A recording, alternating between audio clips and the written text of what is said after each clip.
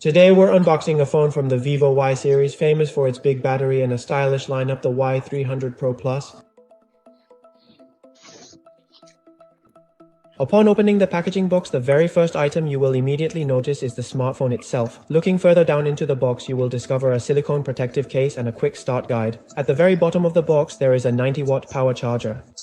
And there's a SIM ejector tool. That's everything included.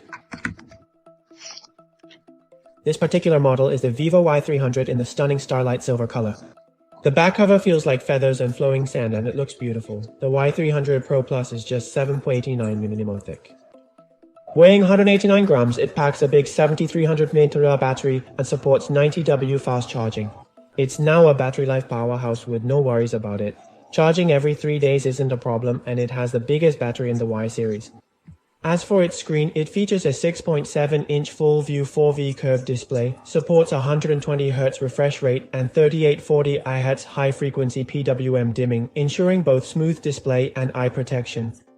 The processor uses the 3rd generation Snapdragon 7S and 3 chips, which offer strong performance and low power consumption.